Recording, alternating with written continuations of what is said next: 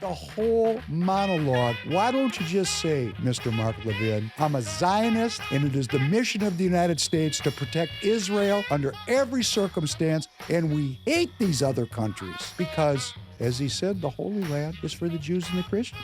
This kind of rhetoric disgusts me.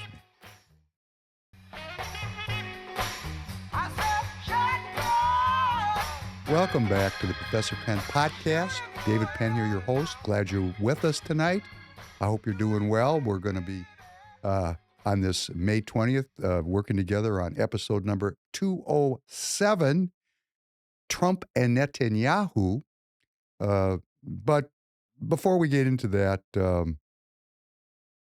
I got a lot on my mind. And as those of you who have been part of the community know, I'm very active in politics here in Minnesota, and Free People Radio is at the forefront of trying to search for truth here in our state and in our country.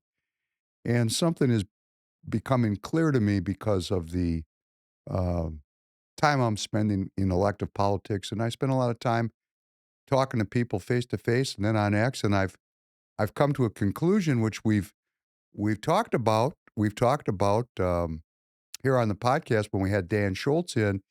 Dan probably going through a similar kind of evolution in his thinking, and I've just gotten there several months after Dan said this on the show. The problem we focus on is Washington, which is incorrect. That is a scam. The problem we need to focus on is in our local neighborhoods and in our states. That's where all of us can be politically effective. But Dan started talking about something. Tanner, good morning. Good morning. I don't know. I'm not going to get this right. And you're not going to remember it either. But he said something about conservative derangement sin. He had something that Dan, you can call it in if you're watching tonight, put it in the live chat. But what Dan was talking about is that the failure of our elected politicians to create a well-being society is symptomatic of the real problem. And the real problem lies, of course, within we the people. We the people are the problem. And of course, when you say that, hard to get elected when you're searching for truth like that. When I say I am the problem, I am, which I'm really saying you are. So when you start pointing fingers around like that, it's not very electable. You're not electable, right? Yeah. And that's the big scam running around here in Minnesota now, that Royce White is not electable. And well, that may be true, because the problem is not Royce White. It's the people and what the people focus on and what's important to people. And I'm trying to think, how do I do this? Because the point of my podcast and my efforts here at Free People is more cultural than it is political. Politics is just part of the culture. And I'm trying to say to you as an audience participant how important it is for us to change ourselves and change the people around us. And in so doing, we'll change the politics, because people will expect something different than what Frank Zappa termed as, politics being the theater of the military industrial complex. And we're still in that theater here today. And as I was thinking about it, I thought, well, what's going to work? What, what has worked? And one of the things that has worked better than anything else in the history of mankind has been the gospel of Christ. And Christ's gospel certainly changed the trajectory of the Roman Empire. And that's 2,000 years ago. And in the, scope of forever, infinity, what's a couple thousand years? But water runs downhill and things have to be refreshed. And, the book is there for us to read. And I wanted to read one particular scripture from Matthew, because I think it is so indicative of how we've gone wrong and how we are continuing to go wrong, because we fail to understand the following. Whoever acknowledges me before others, I will also acknowledge before my Father in heaven. But whoever disowns me before others, I will disown before my Father in heaven. Do not suppose that I have come to bring peace to the earth. I did not come to bring peace, but a sword. For I have come to turn a man against his father, a daughter against her mother, a daughter-in-law against her mother-in-law. A man's enemies will be the members of his own household. Anyone who loves their father or mother more than me is not worthy of me. Anyone who loves their son or daughter more than me is not worthy of me. Whoever does not take up their cross and follow me is not worthy of me. Whoever finds their life will lose it, and whoever loses their life for my sake will find it. Uh, that is my personal favorite scripture. Are you familiar with that scripture? Yeah, I remember the first time I read that, it punched me in the gut because I liked it at first. I didn't come to bring peace, but a sword. I was like, nice, yeah. And then it kept going on, and it was a really hard line for me to read when it said, if you love your son or your daughter more than me, you're not worthy. And that's hard. That is really hard as a father to like try to war with that. Well, I have 5 kids and a step kid, and you know, this was this is not a random scripture. This is a central part of the gospel, which has really been, I don't want to say it's been 86th for, to use a popular idiom right now, but it has been in large part removed from church life because, at least here in Minnesota, and I've spent a lot of time in church here, we're taught the gospel of love and non-confrontational and accepting. And, the modern church has moved away from this concept of, I did not come to bring peace, but a sword. And as I look at the political jockeying that's going on here in Minnesota, and I'm not saying this because I'm a Royce White supporter or not a Royce White supporter. I'm just saying Royce is a litmus test on this issue. For the people that have had enough of this theater of the absurd, uh, they find Royce's militancy and his confrontational approach refreshing. And then for everybody else that they don't like it, they think it's a grift and they think it's immature and ill-tempered. Uh, well, if we had a functioning society, I would agree, and I want to make an admission. When I first started hanging around with Royce, I asked him not to swear. Yeah, I did, and he swore at me. You know? So, I've come to, look past the niceties that, I use in my own life. For example, I know Royce very well. I don't think I've ever heard Royce swear, in an interpersonal relationship other than that one time because I asked him to do something he didn't wanna do. He doesn't swear, doesn't raise his voice. He's super gentle personally. When I say gentle, he's a giant. So, when you're a giant, you have to learn to be gentler. By accident, you break things. He's very precise in his movements. He's very measured in his responses, and he can walk. And he's the only person I've ever met in my life, for those of you that are watching from the apparatus, that when he walks into a room, he can actually light it up where people stop what they're doing and look at him, not just because of his size, but because he can generate this kind of good feeling. And, I've said to him, "Man, just go out there and just let people feel that." And he just looks at me like I'm insane when I do that because he has a keen sense of, where we're at as a culture. And, we're fighting here, um, we're in World War III. We're watching the sausage get ground both here in Minnesota and federally with these budget bills. There's really no effort to deal with the problems that we face. because of the politics that confront these politicians, which we're going to talk about today. But, for those of you that are motivated, that feel this call, and I'm going to talk about it just like this: whoever does not take up their cross and follow me is not worthy of me. Well, what is the cross in 2025? Well, the cross is the cultural renewal of this country. And the only way we're going to be able to do that is by working together. What's that saying? Many hands make light work. Yeah. I mean, right now, I still feel like it's me and Royce and a handful of, I mean, there's a handful of people. We are coming together. So if you're in the apparatus, hey, it's forming up. The resistance is forming up.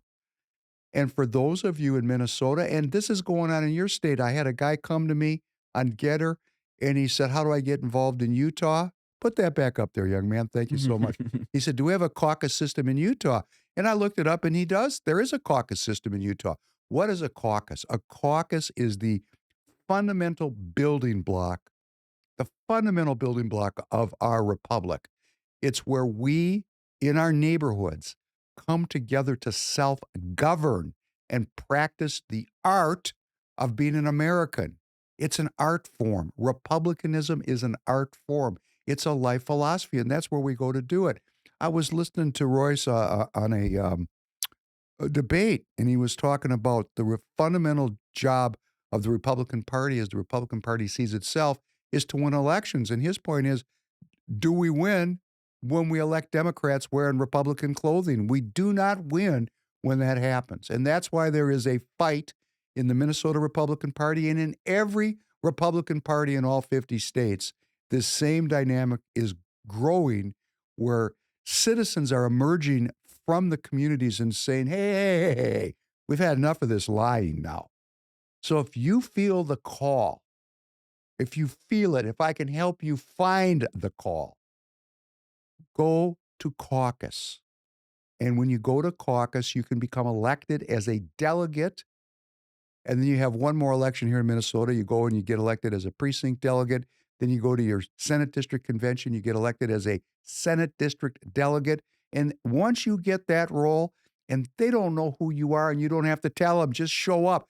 When you go to these caucuses, they can't even fill the rooms. You might go to your caucus, unless you bring your friends from the neighborhood, which I urge you to do. Go knock on the doors of your neighbors and form a community. We don't even know who our neighbors are. And when I say we, I mean me. I mean, this is just the way it is. Now, I know a lot of people in my neighborhood because I walk a lot. I probably walk 20 to 30 miles a week. So I wave and say hello to everybody. But do I knock on the doors of my neighbors? Well, I do. I'm an outlier. But I would like you to do it, to form a community. It doesn't have to be in the name of a party. It has to be in the name of being an American, being a self-governing citizen of our great land. And when we don't practice our art form, the art form of republicanism, it withers. It's like, at one time I was a concert ready violin player. I haven't played violin. The last time I played was, oh man, I was in my late 40s. I actually played a concert, believe it or not. I played in China. But long story. Maybe I told it well. Maybe I'll tell it someday. But I haven't really played since then. So my violin skills have withered to nothing. Now, could I practice again and get it back? Yes, of course I could if I wanted to put the time in, if that was important to me. And if I was living in a time in this country where my freedom and my well being wasn't so obviously threatened, that's what I would do at this point in my life. I'd play violin, I'd go do Tai Chi. I don't know, maybe play bingo. I don't know what I'd do, but I'd have some fun, right? I'm not saying it's fun to hang around with not nice people. That's why huh, I have come to turn a man against his father, a daughter against her mother, a daughter in law against her mother in law, and a man's enemies will be the members of his own household. This is work to do this, to advance republicanism, which stands on a 5,700-year tradition of monotheism. And it's such a baller tradition, You can even be an atheist and be a Republican. That's how confident the founding framers of this country were when they set up the rules of the game called the Constitution. But they were depending on we, the people, being both educated, moral, and just. And we are none of those things. We are not educated. We are not. And we value three letters after a person's name more than we value wisdom. We value a PhD or a Juris Doctor or an MD more than we value an individual's wisdom. And there's two sides to that. Number one, uh, those people have accomplished something. They've entered a secret society and they've fulfilled its requirements and become credentialized. But the people don't strive to become wise anymore. Our lives are filled with meaningless activities at best, destructive activities at worst. And I will raise my hand. I've done plenty of that over the course of my lifetime. And I'm fortunate enough to have you encouraging me to be a better man. And I want to thank you for being here, helping me do that. I'm the great beneficiary of that. Uh, People are not moral, and we're certainly not just. And the outcome is the election of people who are not educated, moral, and just because they reflect me. They are a reflection of me, and they will continue to be who they are as long as we allow ourselves to be demoralized, unjust, uneducated. I didn't say you had to go to school. You don't have to go to school to become a wise person, Tanner. Tanner, oh, that reminds me, a short bit of housekeeping. We are going to have a week off. I'm not going to say, but Tanner's, I'm not going to say what he's doing, but he's going to take a little time off, a little well deserved vacation. And I thought to myself, hey, why not me too? I've been turning out content like a fiend for 2 years. So I'm going to take a week off. We'll be back a week from Thursday. What's the date? Can you look that up? It's May 20th right now. Oh, you're talking for next Thursday? Yeah, what's that? Because we got tonight. Tonight, we'll be off next Thursday, next Tuesday, It'll be 9 days. in So 9 days, 29th. the 29th. And then we'll be back on the 29th. We may run some old episodes um, this Thursday and next Tuesday just for the new viewers and listeners. Thank you for joining. There's so many new people coming into the community. Just appreciate it tremendously. But we had up on there, put it up one more time. If you want to, if you feel the pull, the calling, you can go to the RoyceWhite.us website, RoyceWhite.us, and you scroll down, you're going to find this module, Caucus Counterattack. If you put your names and your information in here, if you're in Minnesota, I am going to contact you. I have many people to call this week. I'm doing it myself. And the reason I'm doing it for those of you in the apparatus that are watching, there's no secrets in politics. Caucus is all about getting our neighbors to caucus. I mean, it's all about getting our neighbors into the political process. Now, that's what they say it's about. Actually, that's the last thing the Republican Party of Minnesota or your state. You're in Tennessee. Somebody called me this week from Illinois. Not going to mention his name. It was a great call. It was the first call. I just want to call in. It was great to meet him. And he told me that, and here's why he called me. He said, the very things you're talking about in Minnesota with the Republican Party of Minnesota, I'm experiencing the exact same things in Illinois. And that is because the neocon, globalist war hawks control the apparatus of the Republican National Committee and the Republican Party of every state. And the evidence of that is even in Oklahoma, where every single county voted red for Donald Trump, there wasn't one county in the entire state that voted for Harris. Not one. The whole state's red. But they got Senator James Langford down there, who's as rhinoceros as you can get. You can't get any more rhino than James Langford. Guy's awful. But because the people are not educated on how things work, I'm not saying Oklahomans are immoral and unjust.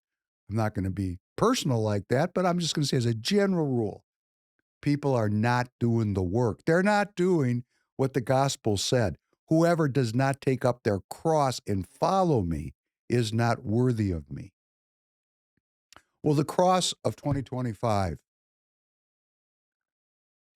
in my opinion, for those of you who can hear me, is get involved.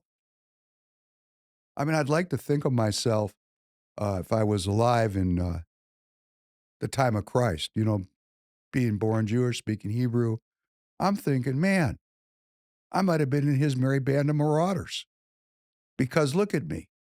Look at my age. Look at who I am, and I'm doing this. So I obviously am marching to a different drummer. And I have people in my own household that I might, turned against because they don't want me to do this work. In fact, uh, I have to laugh about it because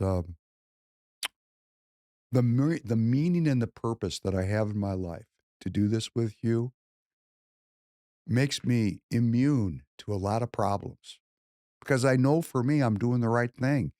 And if I can encourage you to pick up your cross and am I asking you to get crucified? I'm asking for 6 hours a year. When I say people are uneducated, not moral, not just, in that our American republic is atrophying by the passivity and the non involvement of the citizens, man, 6 hours a year is too much. I hope that if you're in Minnesota, you're reposting these links. You're building a digital network. I mean, I'm turning out a ton of content. Tanner, you made the comment that you're on Facebook and there's a lot of reposts of the links, which surprised you. Yeah, I was just pleasantly surprised. I saw just link after link, different names, different faces sharing our podcast. That's what we need to do. I mean, we got to change the culture of our country. And when we, the people, and what is culture? Culture is the rules that we live our lives by. Here's a good one. I want to stop lying completely. I don't want to lie. I want to tell the truth. I don't want to do immoral things. I know what I do that's immoral. I don't want to do it. These things are difficult. They're snares, they're traps, they're hard to overcome. I have trouble, you have trouble. This is the human condition. This is why we have redemption. This is why we have reconciliation. This is why we have mercy, because we need it. We need it because we are uneducated, immoral, and unjust as a people. Perhaps this boomer generation that I live in is perhaps the most immoral and unjust ed, you know, generation in world history. And what's worse about it, these sons of bitches are educated and they know nothing. So, it's one thing to be uneducated. It's another thing to be educated in the wrong way. Or as the great Will Rogers once said, it's not what you don't know that hurts you. It's what you think you know that ain't so that hurts you. So please repost the links. Please go to the Free People store. This guy that called in from Illinois from Illinois. He wanted to meet me. He said, "Man, you don't talk about the store enough. You barely talk about Target. What's wrong with you?" He was a businessman. And I'm saying, man, we're doing this for the work. Both Royce and I forget to do this, but I would appreciate if you need tires, if you go to Target, you can pick up your tires from us and you'll be supporting Free People Radio. You can use that FPR code for another 3% off, already a great deal, and we'll mount and balance the tires 5 minutes from your house. It's a great proposition. As Royce says, and I like this tagline, you got to buy your tires from someone. Why don't you buy them from us? Hey, it's a great way to support the content. And we're going to be doing more of this promotion. You can see we're making some progress with our programming, and we want and ask for your support. And for people like Kathy and this gentleman from Illinois who sent money, I mean, I can't thank you enough for the support. Many people are on subscriptions, which you can find at the freepeopleradio.com website. I mean, I got a lot of people sending in $5 a month. Man, $60 a year. It doesn't seem like a lot, but actually it's a lot for me. And, if you don't have money, it's a lot. And, that means you value what we're doing, and what we're doing, in my opinion, is valuable. So you come to Free People, you support, you go to Target, you support, you go to Dan Schultz's theprecinctstrategy.com, learn how to get involved in the game of politics. Pick up that cross. Let's bear it together. Many hands make light work. Caucus counterattack if you're in Minnesota. Let's get it together. When we change, they change. They're already getting afraid of us. They're already getting afraid of us. Royce did a debate on Spaces. Oh, and by the way, Julian, if you're watching this, contact me. I'd love to debate you. Okay? You want to have a debate where you're going to get your ass kicked? Come to me. I'm a policy wonk. I read every bill. We'll see who knows more about the jot and tittle of every law. Did you read the Federal Register this morning, Julia? I did. I did. Yes, I did. You're going to get in the ring with me? You better start reading that Federal Register every day. When you start telling people, this is what happened. Oh, I'm going to show Royce doesn't know anything. No, everybody is working on something different in politics. I went to this debate, and this young man wanted to show Royce up. He wanted to talk about this, that, thus, and so. Royce just ignored him. Royce has a mission, and he has what's important to him. And every elected senator, all 100 of them, have their areas of speciality. But does anybody stand up in the well of the Senate and encourage people to become educated? Have you ever heard that? Oh, we hear a lot about let's spend money on education. But did anybody ever stand up and say, you don't need to go to the university to get educated? Read a book. Join a book club. Do your own research. Hey, did you ever hear anybody stand up in the well of the Senate and say, read the Bible? I mean, I'm sure it's happened over the 249 years of the country, but not recently has it happened. I mean, there's a lot of arguing about the cash, a lot of arguing about the money, but there isn't a lot of arguing about you elected representatives, those of you who are listening to me, becoming a light onto the people that elected you to inspire the people with your rhetoric, to inspire an effort at self-educating, to inspire an effort at morality, to inspire an effort towards justice among the people. And that's what Royce wants to do. And you cannot still that voice by asking him, what's the land speed of a sparrow? Learn from Royce what Royce has to offer. Anybody can learn a paragraph in a bill. All you got to do is read it. But to pick up your cross, and what are we asking people to do? Change the culture of Minnesota and the United States of America. And I have one ask at the start. Let's stop lying to ourselves. And then let's stop lying to each other. Let's stop lying to ourselves, and let's not lie to each other. And that's this one scripture. Get your mind wrapped around this one. Whoever finds their life will lose it. And whoever loses their life for my sake will find it. That's me. I know what this means because I live it. This is republicanism. This is the philosophy of republicanism. It's also the philosophy of the gospel. What is being said? What do we do here in our lives? What do? We try to pile up filthy lucre, as it has been said. We try to make money, save money, get a 401k, get invested in the market. And when the market goes up, we're all happy. We all want to retire. We want what's called, in some communities, sleeping money. We want to sleep and make money because the stock market is bringing us returns.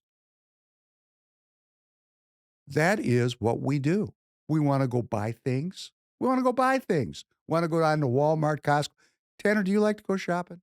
Yeah, I enjoy shopping. You do? Yeah. Good. Not as much as my girlfriend, but I like shopping. You like shopping. I don't like it at all. I don't. I don't know why. I've never liked it. Well, I actually know why. It's another story for another day. But I'm just saying we spend our time in material pursuits. Shopping is about materialism. Saving money and earning interest and making returns because you own treasury bills or stock index funds, that's materialism. But how much time do we spend, picking up the cross and following the gospel? How much time do we spend really doing that? I remember as a young Jewish kid, the Sabbath, like your Sunday, Jews do it on Saturday. I don't know why. Everybody's got a way, right? That's the old saying, money flows uphill and you know what comes downhill. These are systems. These are businesses, these religions. And in the religion of Judaism, uh, the old way, there was very little money in it. I actually prayed in the basement of a guy's house with 10 other dudes. You need 10 people to pray in Judaism. So we would meet in a guy's house. There was no money involved. And we'd show up on the Sabbath like, I don't know, 8 o'clock in the morning. And we'd get done at 2 and go home, walk home, because there's no walking for Jewish people on the Sabbath. Walk home, have a little something to eat, and go back for the evening prayers. The whole day was in prayer. And I remember when I went to church the first time, and I was in at 11, out at 12. I was home in time for the second quarter of the Vikings game. I thought, wow, this is convenient. I like this. I don't have to put my whole day into this. It's in and out, a bing and a bang and a boop, and I'm back along my way.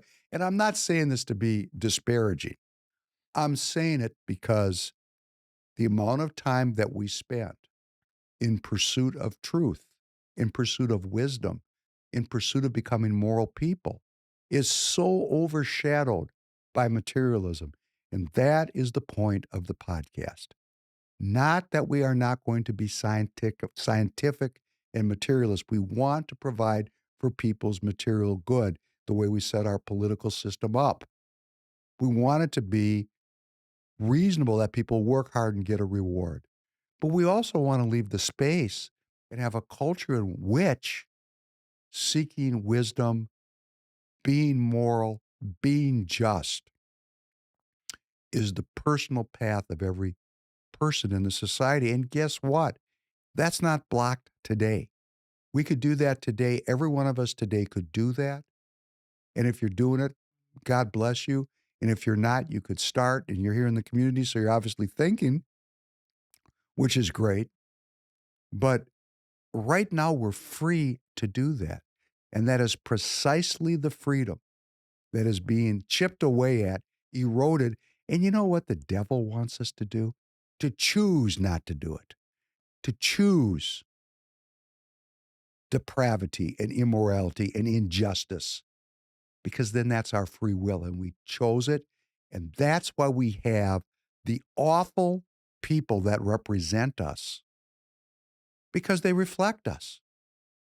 And that is, I open with that, and I'm going to close the opening with that. When we change, they will change.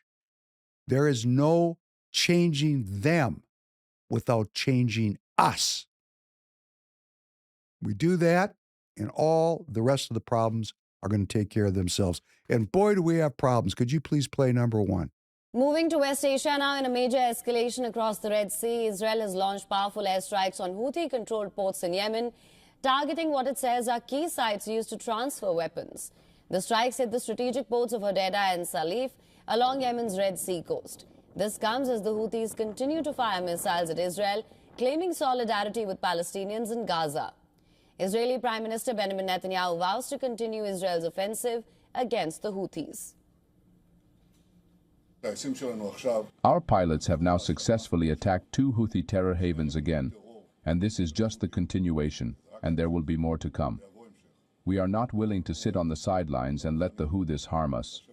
We will harm much more of them, including their leadership, including all the infrastructure that allows them to harm us. Furthermore, Israel's defense minister issued a sharp warning, vowing to hunt down and kill the Houthi leader Abdul Malik al-Houthi.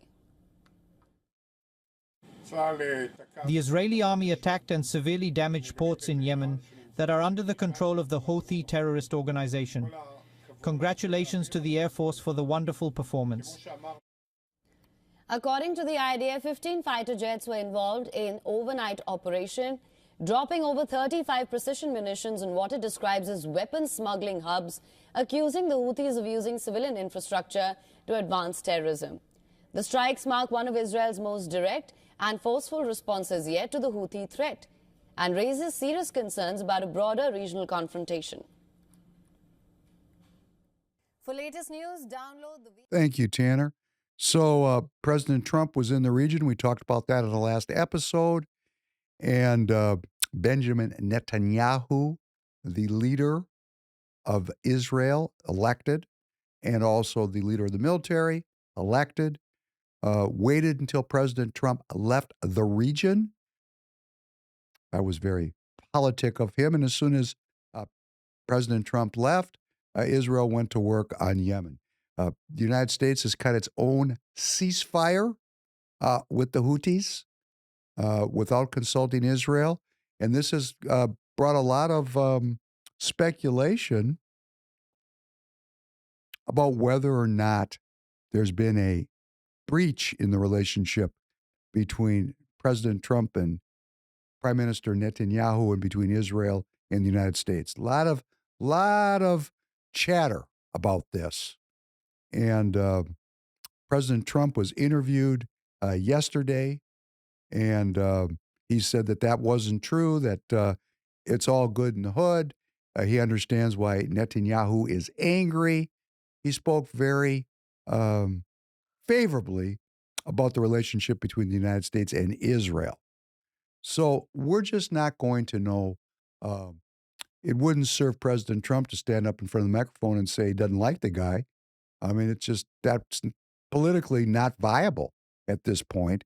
Going back to my opening statements, it's just politically not viable. We're in a political realm where so many things happen because of the politics and the optics involved. When we the people aren't searching for truth ourselves, it's easy to have some warp and woof in what is said and done. So that's just the world that President Trump's living in. So I'm just looking at what he is doing. And what he is doing is not in harmony with what Israel and its leadership has asked the United States to do. Does that mean they've breached? No, not necessarily. Why would you breach and have a breakdown of relations when you're more powerful and effective keeping the relationship and then pursuing policies of peace and prosperity that change the region? Always good. That old maxim, keep your friends close, keep your enemies closer. I mean, there's no reason not to talk to anybody. Everybody, why? Not everybody. Sorry, cognitive distortion. President Trump was widely disparaged for having a relationship with the alleged dictator of Korea, because that's a judgment. It's a dictatorship. That presumes that the post-World War II Democrat liberal order is the greatest form of politics ever in the history of mankind. And we just saw in the last episode, President Trump rolled into Saudi Arabia and addressed leaders from throughout the Islamic world and said, I'm not here to lecture you. Y'all can live any way you want to. It's none of my business what you do in your own home, okay? I just want to get along, make money, and have peace. Hey, do you guys want to get along and make money and have peace? We're going to talk about that in a little bit also. But my point is, there is something changing. I can't tell what it is, so I'm not going to fill the space by making up a bunch of BS. But there is a change that's going on. President Trump is bringing about a new policy on trade and a new policy on relations between countries that's unprecedented in my lifetime. Now, is it any surprise that the European globalists, led by Macron and Starmer, blast as unacceptable the Russian stance in its talks with Zelensky? The Putin and Zelensky are talking about, they're moving towards having some kind of a ceasefire. And President Trump came out yesterday and said he thinks a ceasefire is imminent. He had a 2-hour conversation with President Putin. He said it was great that President Putin wants peace. and that he believes them. And then we've got these Europeans that, they give lip service to peace, but they're preparing for war, and they're helping the Ukrainians continue to wage this war. So just because President Trump and we the people, at least some of us, would like to see peace break out, doesn't mean that's going to happen. All the more reason to go to caucus. The people in our Congress they're wearing red MAGA hats, but they don't understand or like Trump, and they're certainly sold out to the war machine. So we're not going to get a peaceful outcome unless we get more people in our elective process that value peace above all other outcomes. President Trump has sent a nuclear proposal to Tehran, and he's demanded that Iran act quickly. He's trying to get that thing damped down. He's working to close off this conflict between really the West and the Russians. Kind of insane, isn't it? They got nuclear weapons. Well, it's equally insane. How do we know the Iranians don't have nukes already? They certainly are. We're being told they want to get them. The Israelis have 400 nukes. Do we really want these people fighting with each other? So, of course, President Trump is trying to bring about a cessation of the lead up to a cataclysm there. And he's talking to the Iranians directly. And, people criticize him for this. Not President Trump himself, but we have negotiators meeting with the Iranians directly. And there's been a proposal made. In that proposal was a demand that the Iranians abandon their civilian nuclear program. And for the Iranians, that is a non-starter. They have said they cannot make an agreement with that as part of the terms. And so that's where we are this morning. Let's see how it plays out. But, President Trump, because he is a negotiator, he is a businessman, he understands carrots and sticks. He's done something that his use of carrots and sticks is epic, because all these countries want to get U.S. money. So he said, hey, we're going to have some tariffs, and you want to get the price right, you got to do certain things for me. That's called carrots and sticks. Let's listen to number 1A. Men and women, they seek great futures to build, great national projects to join, and a place for their families to call home. But this untapped potential, this tremendous cause of optimism, is held at bay by bloodshed and terror. There can be no coexistence with this violence. There can be no tolerating it, no accepting it, no excusing it, and no ignoring it. Every time a terrorist murders an innocent person and falsely invokes the name of God, it should be an insult to every person of faith. Terrorists do not worship God. They worship death. If we do not act against this organized terror, then we know what will happen and what will be the end result. Terrorism's devastation of life will continue to spread. Peaceful societies will become engulfed by violence, and the futures of many generations will be sadly squandered. If we do not stand in uniform condemnation of this killing, then not only will we be judged by our people, not only will we be judged by history, but we will be judged by God.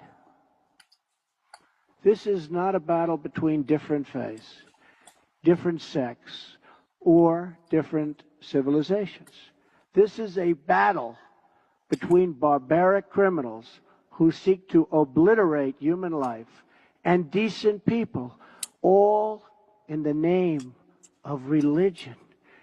People that want to protect life and want to protect their religion. This is a battle between good and evil. When we see the scenes of destruction in the wake of terror, we see no signs that those murdered were Jewish or Christian, Shia or Sunni. When we look upon the strains of innocent blood soaked into the ancient ground, we cannot see the faith or sect or tribe of the victims. We see only that they were children of God whose deaths are an insult to all that is holy. But we can only overcome this evil if the forces of good are united and strong, and if everyone in this room does their fair share and fulfills their part of the burden. Terrorism has spread all across the world, but the path to peace begins right here on this ancient soil in this sacred land. America is prepared to stand with you in pursuit of shared interests and common security. But the nations of the Middle East cannot wait for American power to crush this enemy for them. The nations of the Middle East will have to decide what kind of future they want for themselves, for their country, and frankly, for their families and for their children.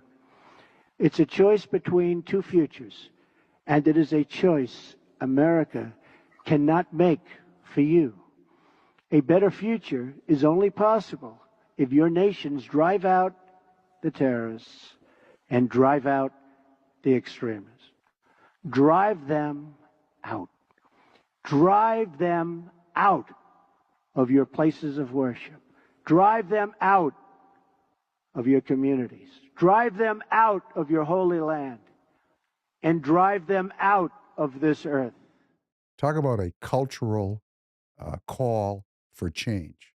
That's President Trump addressing the leaders of the Islamic world, asking for a cultural change among the leadership to drive out those that would take life in the name of God. Those that would take life in the name of God. I mean, isn't that what we do here in the United States? Don't we go to all these political meetings and Tom Emmer strides in, and if you're a military, active military, a military veteran, or a first responder, please stand up. We're all going to clap for you. And then we're going to have a prayer. In Jesus' name we pray. And then what do? We lie and we trick people and we put on theater and disrespect people. And the sum outcome and total of this thing is we got the largest military in the world and we're killing people every day. Hey, when President Trump is saying this overseas, he's really saying, would you help me change the culture of the United States? Because as long as you all are letting these terrorists run free in your home countries for whatever political reason motivates you, because it is politics, I'm going to have to keep spending $1 trillion on my military. Could we all get off of this addiction, this immoral and unjust addiction to a culture of death? And he said it. He said it so directly, so eloquently, so beautifully. I urge you to go back and listen to it again. And to all the anti-Trumpers that contact me constantly and urge me to criticize President Trump, which I can do. I can criticize anybody. Right now, we haven't seen any outcomes. Let's see some outcomes before we start throwing bricks, okay? This man is trying to bring about world peace. When's the last time we had a leader stand up in front of the entire Islamic world and say, drive out terrorists? It's very reminiscent for me in tone and feel to when President Reagan encouraged Mikhail Gorbachev, tear down this wall. Remember that? Do you know that one? I don't. Okay, we had a thing called the Soviet Union and the Iron Curtain. And President Reagan decided to change from the accommodation, the accommodation that had been made was called détente. Détente was, the Soviets are there, we got to get along with them. He didn't believe that.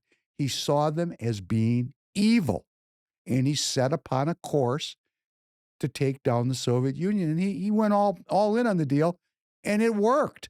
The Soviet Union was no more. And there's this very famous speech that he gave in Berlin, which had a wall which separated East Berlin from West Berlin and Eastern Germany from Western Germany. East Germany was communist and West Germany was with the West. And he said, Mikhail Gorbachev was not there. He was at that time the leader of the Soviet Union, but he spoke to him very directly and he said, uh, Secretary Gorbachev, tear down this wall, set the people free. And it worked. And I'm going to tell you, I was your age and I didn't like Reagan. I thought he was going all in and we were going to have a nuclear war. And I'm going to tell you right now, I was wrong. He succeeded in getting progress, ending some of the polarization. And there was a moment when we could have bound the West and the East together. And guess who popped up?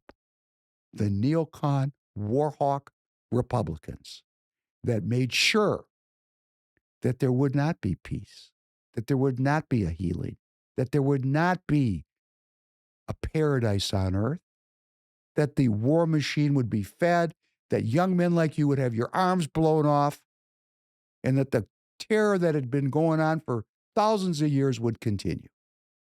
And here's President Trump, one might say in the belly of the beast in Saudi Arabia.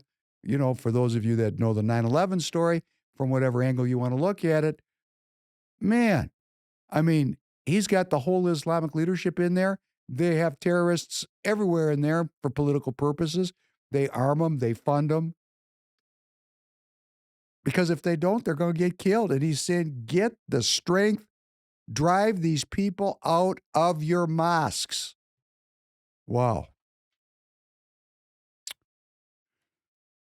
Watch it again. It's a beautiful speech. President Trump has announced he's going to set tariff rates for other nations within weeks. See, we had that Liberation Day where President Trump stood up there with that chart of all these different tariff rates for all these different countries, and people freaked out and the stock market tanked. And because of politics and because of the really the lack of education, the lack of understanding in the majority of the people, the focus on materialism. Oh my God, things are going to cost more at Walmart. But you know what? You won't be free. Hey, you won't have a job, but you can go down to Walmart and buy something for cheap. The whole thing is crazy. I mean, when I think about it, having participated in it and watching this my entire life, that we would even care as a country. I look at all these people on X, all these Democrats, constantly harping on the price. What a surprise. They don't believe in God. All they got is materialism. They don't have. Whoever finds their life will lose it. And whoever loses their life for my sake will find it. They just think that's a funny little poem because they never tried it. They think the people like me, and I have people in my life that think this way, that live like this, are stupid. Okay.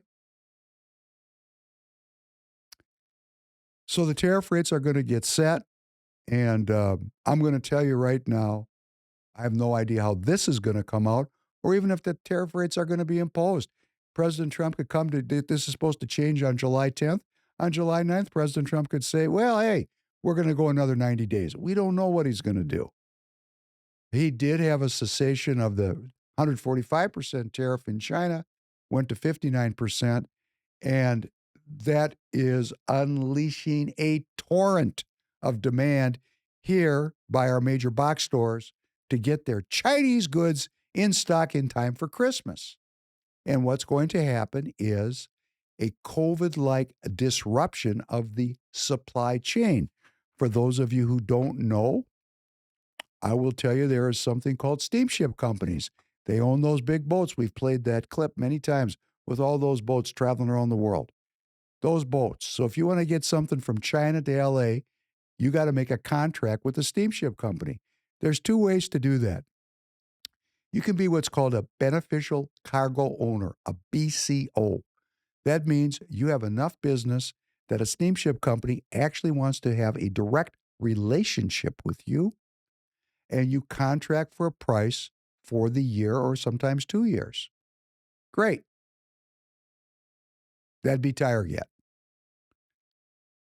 And the only reason I have a direct contract is because for 20 or 30, 20 years, I worked with what is called NVOCCs, non-vessel owning commercial carriers. They're wholesalers. They go to the steamship companies and they buy huge blocks of space at super low prices, and then they resell it and aggregate orders for the steamship companies. So you're either buying direct or you're buying from a middleman. Well, the middlemen during COVID, whoa, they went wild. A rate that was $3,000 in January, by November of that same year was $15,000. They robbed and they took advantage at such a cosmic level. I had a meeting in my company. I said, we're never doing business with these people again. And people got mad at me. They said, we can't. What do you mean? We're going to get direct contracts because I will not be unjustly treated at this level. These are companies that I was giving huge business to for a decade. And the problem came in, they didn't have any consideration of me as a customer. I was just a monetizable unit. And when I'm treated as a monetizable unit, I revolt because I see myself as a person who's searching for truth, who's trying to be a moral person, falls short, try every day, try to be just with everybody. And when I'm treated immorally and unjustly, I'm not going to get pissed about it. I'm just not going to deal with you anymore. So I got these direct contracts. But I'll tell you, most of the people in China, other than Costco and Walmart and, Home Depot, the big box stores have contracts, but most of it, like that young woman we played who has that baby supply company, she doesn't have a contract. She probably buys 2-3 containers a month, maybe, who knows? She's buying from a NVOCC, a non-vessel owning commercial carrier. That's how she gets her stuff over here. Guess what? 59% is already a very high tariff. Reduced from 145, it's now workable, but barely. And now we're going to have a logistics crisis. And the spot rates for those people are going to be $10,000 a move. What was $1,800 a couple of weeks ago to go to LA is going to be $10,000. So there is disruption here associated with these tariff policies. That is true. My business is disrupted, extraordinarily so. I just had a thing yesterday. President Trump had a dust up with Walmart last week. You may have seen it. Did you see where Walmart said they were going to raise the prices and President Trump said, you better not do that, eat it?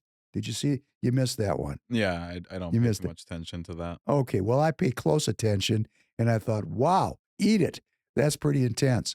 And then Walmart fought back, so what President Trump did Friday night, they changed the rules. And that rule change was about, when the tariffs start, when they don't start, how they start, all that. He made a small change last week, and it cost me about a lot. I mean, it wasn't a terminal amount, but, anytime you wake up in the morning and you go backwards just getting up, it doesn't feel good. And I went and I looked at the customs guidance and I said, son of a gun, that doesn't make any sense. Well, it makes perfect sense. He got pissed off and he said, okay, if you're going to have a price increase and all the product you're getting is coming in free of tariff. See, this is why he did it. Everything that's coming in the country, everything that's coming in until May 27th, tariff-free. They're announcing a price increase. Why? They got a 5-month supply of product. They don't need to raise the price. It's called profit taking. That's what businesses do. And I don't blame businesses for doing it. That's part of capitalism. But hey, if you're going to have a price increase, at least have a reason to have it. And I don't shop at Walmart, and I never have. So there you go. That's just me. That's just me. I don't do that. I try, and I've said this on the show, I try to work with as many small, pejorative. I hate that I'm a small businessman. That to say that to a man, it sucks anyhow. But to say someone put their whole life, everything they have in their business, and say, well, you're small and insignificant. Like here in Minnesota, we had non-essential businesses. Governor Walz closed them. Just closed them during COVID. Put those people out of business. He ran a snitch line. It's unbelievable. And why was I able to stay in business? Because we sell medium radial truck tires that go on the semi trucks, which means if we're not in business, if we're not open selling those tires, you can't get the food to the store. So I was blessed. I got a certificate that said I was an essential business. Crazy. During that time, I think the funniest thing was they deemed liquor stores essential businesses. And I hated that, but at the same time, it kind of made sense because a bunch of people would probably, if you had an extreme They'd alcoholic. broke into the liquor stores. Huh? They'd have broke into them. Yeah. People would have, extreme alcoholics would have had terrible withdrawals, but it was just really funny to be like, oh, that's not essential, but a liquor store, you can go get drunk. That's essential. Making people stupid is very essential for government. They want us, they want me. And you know, my elected officials, when they interact with me, because they know I'm educated and they know that I'm sharp, I am. I'm not the sharpest, but I'm good enough to get in the ring with these guys. They like to use guilt. I mean, if you're raising kid, you got a kid, stay away from the guilt as much as you can. Okay? Okay. I mean, we all get guilted out, so we pass guilt on. I like to make I statements. But man, these people that are elected want to make me feel guilty for being me.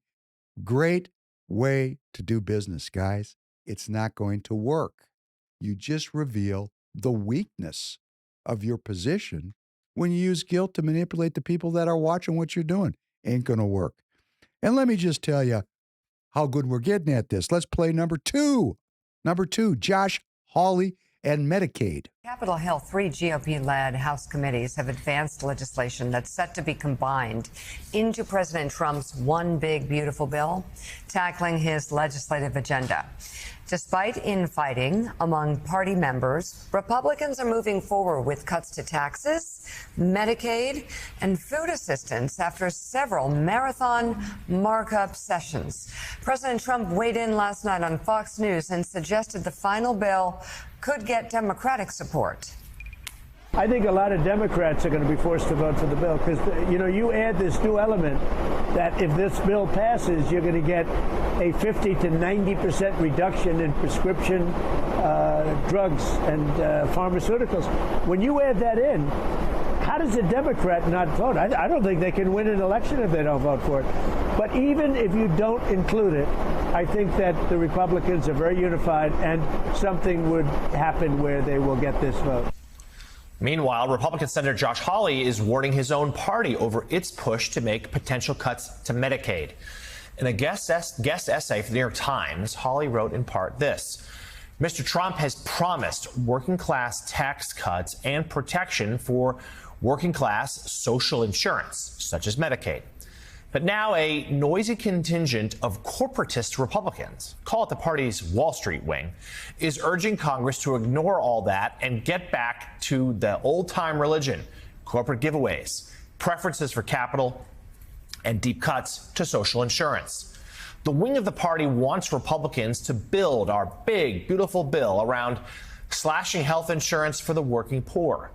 But that argument is both morally wrong and politically suicidal. Hawley has continued to speak about the potential cuts yesterday during an appearance on CNN. It ought to be just a basic foundational principle. It is wrong to cut health care for the working poor. That's what we're talking about here with Medicaid. My state is a Medicaid expansion state. Over 20% of Missourians, including hundreds of thousands of children, are on Medicaid. And Mono, they're not on Medicaid because they want to be. They're on Medicaid because they cannot afford health insurance in the private market. These are working people and their children who need health care. And it's just wrong to go and cut their health care when they're trying to make ends meet, trying to help their kids, trying to make sure that they're able to provide for their families. So I hope that the House GOP and the Senate GOP will get the message here. I'm not going to support this bill from the House in this form. I think that's clear. It's got to change before it can pass the Senate. And I continue to stand by my line in the sand, which is no Medicaid benefit cuts. This is real Medicaid benefit cuts. I can't support that. No Republican should support that. We're the party of the working class, Manu. We need to act like it. Well, you know, there's something that we've been, that's a wow. That's something we've been talking about on the show for quite some time, that actually disproportionately Medicaid cuts, even though Republicans in the House obviously don't understand this, Medicaid cuts disproportionately impact Americans in rural communities, disproportionately impact red states like Josh Hawley. You look at in rural America, some estimates up to 50% of children get their primary health care from Medicaid providers. That's good. Thank you very much. This entire argument is complete and total BS.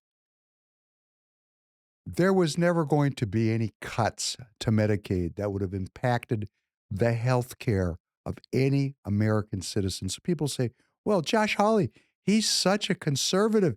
He's such a hardliner. Why would he talk like this? Obviously, this is terrible. No, he's a politician.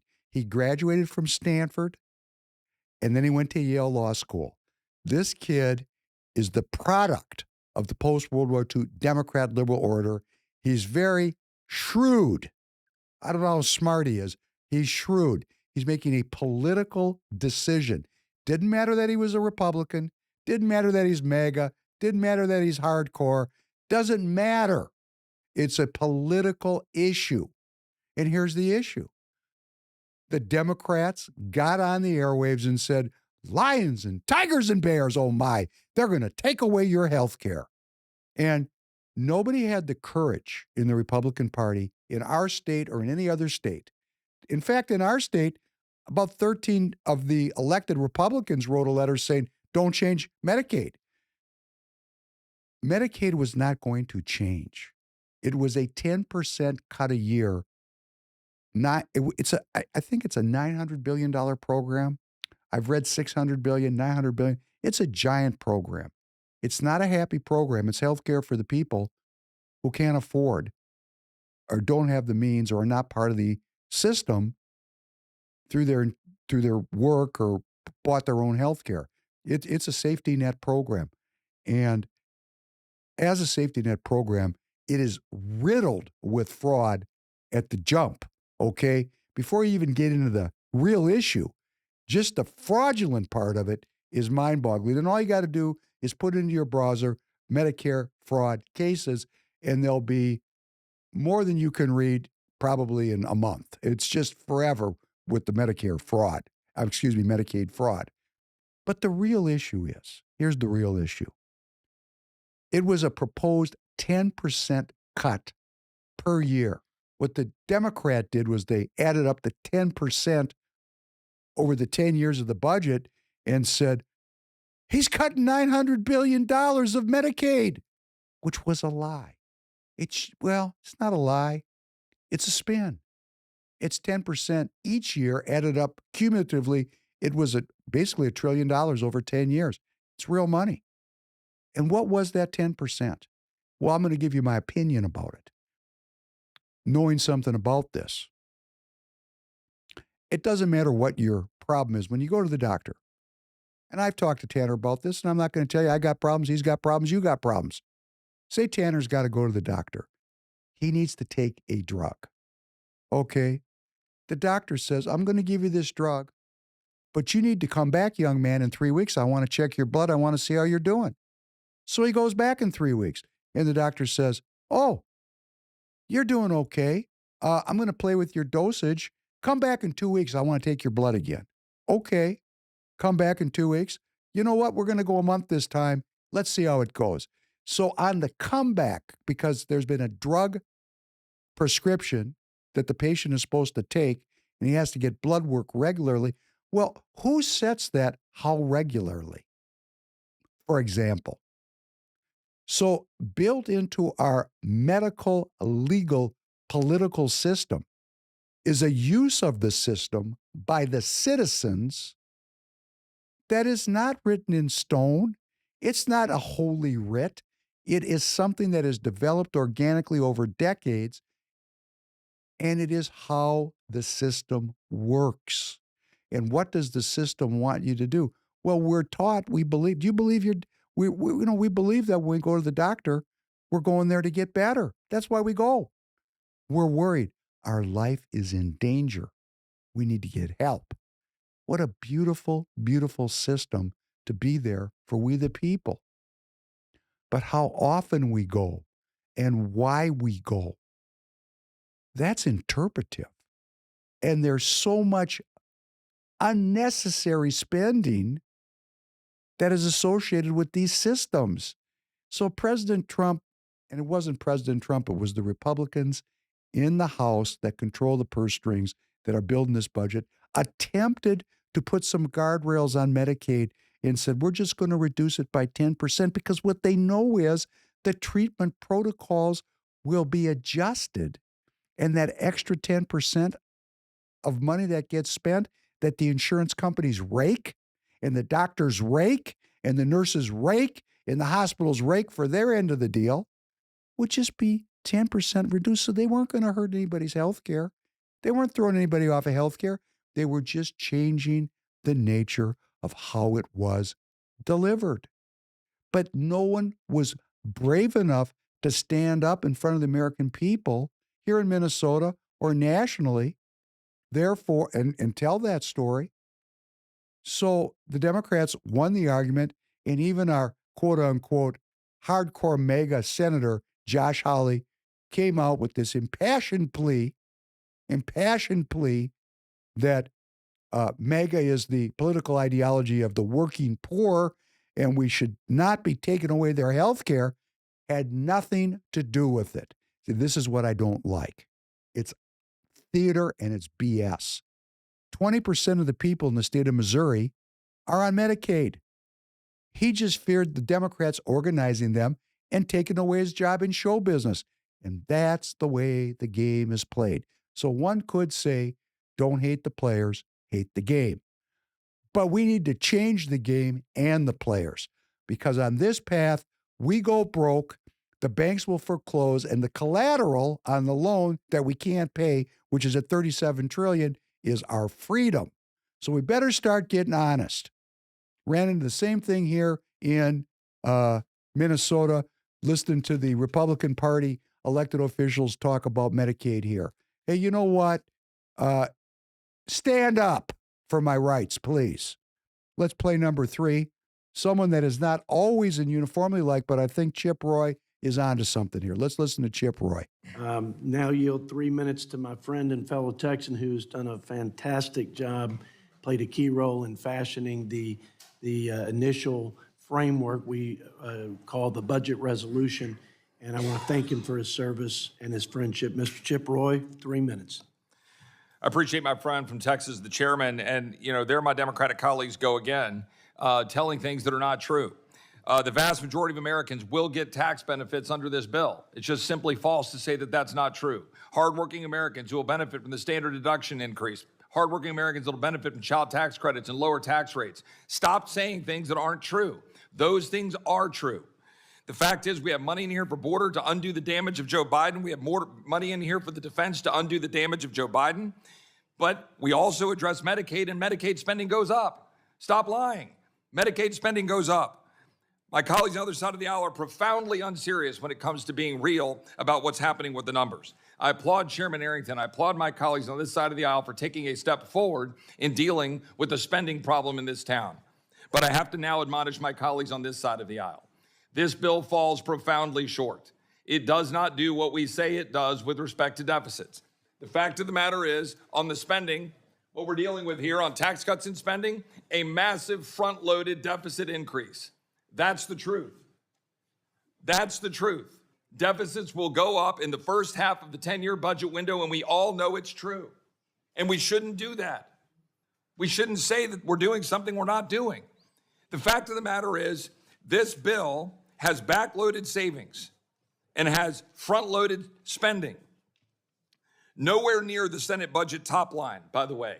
The Senate budget top line of $6.5 trillion, which, by the way, is what we were pre-COVID, inflation adjusted on interest, on Medicaid, on Medicare and Social Security. And if we would reform Medicaid, we could actually get to the core of the problem. But we refuse to do it. And I'm not going to sit here and say that everything is hunky-dory when this is the budget committee. This is the budget committee. We are supposed to do something to actually result in balanced budgets, but we're not doing it. Look at what happens under deficits. By the way, this chart includes growth. This chart demonstrates economic growth. And right here, what do you see? Baseline and the orange columns are the deficits under the House budget, assuming growth. Only in Washington are we expected to bet on the come that in 5 years, then everything will work. Then we will solve the problem. We have got to change the direction of this town. And to my colleagues on the other side of the aisle, yes, that means touching Medicaid. It went from $400 billion in 2019 to $600 billion this year. It'll be over $1 trillion in the 2030s. We are making promises that we cannot keep. We do need to reform it. We need to stop giving 7 times as much money to the able-bodied over the vulnerable. Why are we sticking it to the vulnerable population, the disabled and the sick, to give money to single able-bodied male adults? We shouldn't do that. We should reform it. But guess what? That message needs to be delivered to my colleagues on this side of the aisle too. We are writing checks we cannot cash, and our children are going to pay the price. So I am a no on this bill unless serious reforms are made today, tomorrow, Sunday. We're having conversations as we speak, but something needs to change, or you're not going to get my support. I yield back. That's great. Thanks, Tanner. That's the irrepressible Chip Roy. They took the first vote in the budget, because to get to the floor, it had the bill has to get through the budget committee. They took the first vote. The vote failed. Not surprisingly, they took another vote a couple days later. Chip Roy and his cohort voted present. They didn't take a vote, and the bill passed, and it's going to go to the House. So,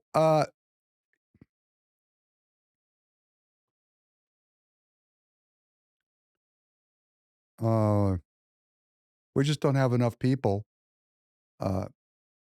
Well, going back to the theme, we just don't have the people here in our country that are paying close enough attention to understand how this is going to come out at the end. You know, we just don't know. And we certainly don't know about this relationship between Trump and Netanyahu. And I'm thinking about President Trump because he was being interviewed about this bill. Look at what this man has to deal with. I actually thought he was losing weight in that clip. Looked like he was losing weight. And why wouldn't he be losing weight? He's traveling all over the world to make world peace, and he's got to deal with this budget bill at the same time. I mean, this guy is dealing with a lot. Are you talking about that clip that we played when he talked to on the airplane, President Trump was talking. Oh, I see what you're saying. Yeah, Okay. looked like he was losing some weight. Yeah. Because, man, look at what he's doing. Yeah. He's dealing with Netanyahu, trying to bring about a peace between the Israelis and the Iranians, and the Israelis don't want peace. They don't want peace. They don't want peace. And he's trying to deal with the budget, and it's not all up to him, because people like Josh Hawley are in the Congress, and they're more interested in their political job, their job in show business, where they get to show up in a $500,000 suit, $2,000 silk suit, could be silk, beautiful, and sit there with that beautifully coiffed hair and pontificate. But when it comes to telling the truth, I want to keep my job in show business. And see, that's what's going on with all of our elected people here in Minnesota. They want to keep their job. In fact, they tell me if we tell the truth, get used to the Democrat trifecta. So here's my choice: lie and have a modicum of power, or tell the truth and lose all power. Well, I think there's power in the truth. We just haven't come to that place yet where we're willing to confront lies by telling the truth. And here's President Trump trying to create a peace, because the very same people in our political class that are on one side or another side of the budget, oh, wait, they're all on the side that says, let's spend money because I'm going to get elected. And where does the money get spent? Well, it gets spent on social programs that keeps the people pacified. And it's a huge business, man. I'm talking about a huge business. Healthcare, woo! We're talking about big money now. Big money. And what's the other biggie? Killing people. I'm drawing a distinction carefully here on this forum. Killing people. The military-industrial complex. Oh, we're good at these two things. Delivering healthcare services and delivering end-of-life services through the military-industrial complex. And the same people are involved, and they're going to say, well, not down here in Minnesota. No, it starts in your neighborhood. It starts at caucus. That's where it starts. It starts with me. It starts with me. I made the step. You can do it too. And let me tell you what happens when you sit back, like my friend Rob, and watch Fox News. Please play number 4. I'll tell you when to stop. Hello, America. I'm Mark Levin, and this is Life, Liberty, and Levin Sunday. Happy Mother's Day, all you moms out there. My wife, my mother-in-law, my beautiful mom upstairs. And God bless to all of you. I'm glad you're here. Well, ladies and gentlemen, we have two great guests tonight. We have Senator Ted Cruz and Secretary of Transportation Sean Duffy. Get into some very serious matters there. But before I do, I think it's important with all the media reports coming out of the United States and Israel, many of them not true, to at least get to the basics here. So we, the American people, can communicate what we believe to the capitals all over the world, in the Middle East and here. First of all, let's be clear about what we Americans believe and don't believe. We hate terrorists. We hate terrorist regimes. We despise them. The Middle East is filled with terrorists and terrorist regimes. Americans do not like Iran and the regime that runs it. They're terrorists. They keep threatening to destroy us and our friends, the Israelis. They're trying to get nuclear weapons and put them on intercontinental ballistic missiles. We reject it. I speak for tens of millions of red-blooded Americans. I speak for Christians and Jews and others alike. This is the view of the American people. That's number one. Americans hate Hamas. We hate terrorists, butchers, Nazis. We hate men that kill babies, that decapitate babies, that rape women and burn people alive, and attack young teenagers at festivals. We hate them. We despise them. We got real questions about Saudi Arabia and Saudi Arabia's role in 9/11. And the more that comes out, as the FBI just released some information about 6 to 8 months ago, the worse it looks that Saudi Arabia did in fact have a hand in helping al-Qaeda attack us and kill over 2,000 of our fellow citizens. That's what we Americans reject and believe. We know who the good guys are. 80% of us support the state of Israel, our holy land for Jews and Christians. And most of us despise the terrorist and the terrorist regimes, all of which are one form of dictatorship or another. So that's the foundation. Let's begin there. If only Israel would accept the Palestinian state as a condition of Saudi Arabia joining the Abraham Accords, if that's a condition, then who cares if they join the Abraham Accords? Accept a ceasefire with Qatar-funded Hamas, so Hamas, you see, can rebuild and strike Israel again. That's not going to happen, whether Qatar likes it or not. Accept a deal with Iran that does not fully dismantle their nuclear program. That better damn well not happen either. But then we'll have peace in our time if only Israel, the only democracy, will accept its own destruction, will agree to its own suicide with the Hamas terrorists, with the Qatar terrorists, with the Iranian terrorists, and so forth and so on. Then we'll have peace. No, we won't.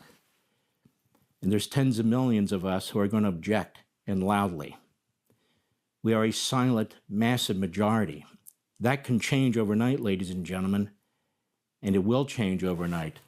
Saudi Arabia, our new friends. I hope they are, but let's be clear. 9/11 Families United, which serves thousands of families and survivors of the 9/11 terrorist attack, said tonight the release of the 2016 FBI report summarizing the Bureau's long secret investigation of the Saudi government involvement in supporting the 9/11 hijackers puts to bed any doubts about Saudi complicity in the attacks. And they're going to tell Israel they need a two-state solution? No, you're not. You don't get to tell anybody anything. Even with the unfortunate number of redactions, they write, the report contains a host of bombshell new revelations implicating numerous Saudi government officials in a coordinated effort to mobilize an essential support network for the first arriving 9/11 hijackers. The range of contacts at critical moments among these Saudi government officials, al-Qaeda, and hijackers is stunning. Those are our new friends, the Saudis. How about Qatar? Qatar, which has spent billions of dollars to destroy our colleges and universities. Qatar, that is behind the Marxist, Islamist riots in our streets, the massive anti-Semitism, groups like Students for Justice in Palestine. I want to prove this to you. We will free Mumia because it is our job to destroy imperialism, destroy the United States, and destroy capitalism and the system of extraction that it relies on to perpetuate itself. And we will do it by organizing in a manner that actively undermines and destabilizes the legitimacy and the power of the state and the power and legitimacy of capitalism. So Temple University, my alma That's mater, good. by the Thank you, way. because it's just going to go on and on and on and on. Well, Mark Levin's got a spot on Fox News. Mark Levin is Jewish. Mark Levin served in the Reagan administration. He was the chief of staff of the scandal-plagued Attorney General Edwin Meese. He was the chief of staff of the scandal-plagued Attorney General Edwin Meese. And he worked his way into media, and I don't fault him for that. I'm trying to do the same thing. This kind of reminds me of the idea of lying here in Minnesota. If we don't lie about what we believe and what we are, we won't be elected. But when we get elected on a lie, we didn't really win anything. This guy, Mark Levin, is in a full-throated kind of a strident attack on President Trump, and that's what it was. Now, he doesn't have the stones to criticize President Trump by name, but this entire monologue was a rejection of President Trump's trip to the Gulf states to try to reset American relations in that region. And Mark Levin purports to represent millions and millions of Americans that hate. You know, if that's true, which it may well be, that's why I say we need a cultural change. I don't hate anybody. Hate is a poison that only poisons the person who hates. Hate is not good. Okay, it's just not. And that monologue was chock full of so many one-liners to evoke cultural responses. But what is he really doing? What he's really doing is saying, I am a neocon war hawk, and I support the post-World War II Democrat liberal order because you're looking at it in the Middle East. That is its linchpin. It's the Middle East. It's the Middle Kingdom. You know, well, I can't say that because that's China, but it's the crossroads of everything. They got the cash, they got the oil, and this place has been picked on and passed over by the West. And, you know, this young kid at the end talking about extraction capitalism. Man, you couldn't have a better example of extraction capitalism than what the colonial powers did to these really poor people that lived in harmony with nature. They were living in tents in the desert when this thing got rocking, okay? And they went in there, and when I say I mean the British and the French and the Italians and then the Americans went into these countries and destroyed these countries politically. Now, I'm not saying these countries were balling, and I'm not saying they didn't have problems. But whatever problems they had, the people who ran our country and these other powers, the neocolonialists, have made sure that there would not be solutions to those problems, because in the conflict and in the degradation that was associated with the way the countries were being run, they've been taking oil out of there for pennies on the dollars for decades and decades and decades. Okay, so when we get all those Islamic leaders in a room like President Trump did, and he says to them, I'm not here to tell you how to live your lives, but you have to throw the terrorists out. And then we will have peace, and I'll do business with you, and we'll have prosperity. And President Trump said, when you look at a dead body, it's not a Jewish dead body or a Christian dead body or a Muslim dead body. You can't see. It's just a destroyed human being that has no religion in death. They're dead. It's so beautiful. And then you get this Mark Levin with his platform on Fox, which is another globalist neocon outfit that doesn't want things to change. The only concessions they make to the Trump movement is what they have to. What they're really doing is working to undermine citizens in this country who want a sovereign America, that want borders, that want balanced budgets, and that want peace and prosperity, that do not want to live in a country that pursues military supremacy on a global basis. I don't want that. I don't think it's so. What Levin is saying is really, if you change from that, there won't be peace. Well, we don't have peace now. So let me see what my options are. Option A is we keep going down the road that we're on, which is going to lead to nuclear Armageddon. Because you can't suppress people like this and think that they're just, unless you plan to kill every one of them, Mark, which apparently is some people's plan. You know how to solve a problem? Kill every last one. That's the world I'm going to live in, that we're going to exterminate people? Hey, I thought we had a United Nations to prevent that. Isn't that what the Nazis tried to do to the Jews? Let's solve the problem. Let's have a final solution. Is that what we're advocating, to solve these problems, a final solution? And look what that brought forth. And President Trump, with all these forces arrayed against him, with all the shortcomings that people see in him, with all the criticism, let's look at what he's really trying to do here and not let the voices of those that are resisting change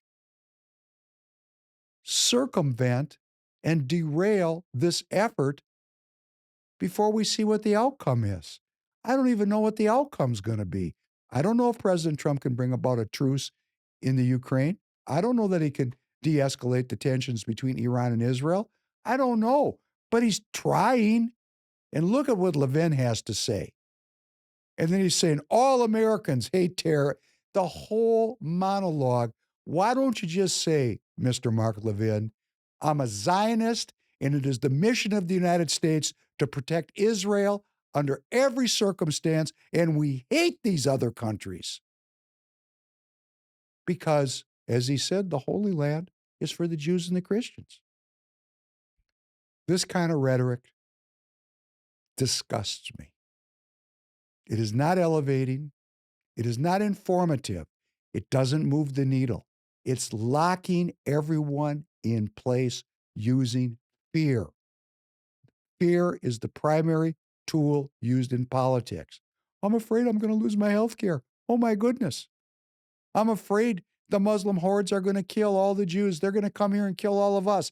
You know what? We're going to have to try something different. Now, I'm not saying I know today, and if I ever do know, I'll let you know, because I'm praying about this all the time. But I know that if we continue to arm countries to the teeth, and if we continue to allow hatred to prevail over love, and if we continue to see only military solutions to cultural problems, we're going to get what we deserve. And that's why I say we the people have to change. We the people have to grow. We the people have to become educated. Do we know as a people what the colonial powers did to this region? How it was economically conquered, militarily controlled for the benefit of a handful of rich industrialists in the West. And that goes on to this day in some of these regions, that our government is actively involved, has been right up until the election of President Trump. Why do you think Syria fell? That was a Barack Obama decision. There was an executive order. What right do we have from Minnesota to dictate the life of Syrians? What is our right? Libya. We rejoiced at the killing of Muammar Gaddafi. It was a Hillary Clinton joint. What right do we have? What is our basis in law or in morality or in justice? Let us make our own country moral and just. And on that note, we're going to have a little vacation. Little vacation. Little Still vacation. tune in if you guys want to watch some reruns. We're going to pick out 2 of the best episodes in our opinions. We're going to play some stuff. I hope you enjoy it. Probably a lot of you didn't see it. We got new people coming in all the time. Anyhow, it's my pleasure and my honor to work with you. Please go to Caucus Counterattack. I'm going to call you myself. Might not be tomorrow, but I'll get to it. I got a lot of people I got to talk to. We want to organize political activity in the state. TireGet.com. If you need tires for spraying, go to the Free People's Store. Repost the links. You got to remind me this at the beginning. We have such a big audience on Royce White's X channel. Please, before you leave the channel, repost the link into your own socials because that's how we get the word out. That's how we grow the movement. Reposting the links. Doesn't seem like a lot to ask to me. Is that a lot to ask? I don't think it's too much. I don't think it's too much. Please repost the links. Anyhow, thank you very much. I wish you well-being. I'm going to take a little time off, try to recharge.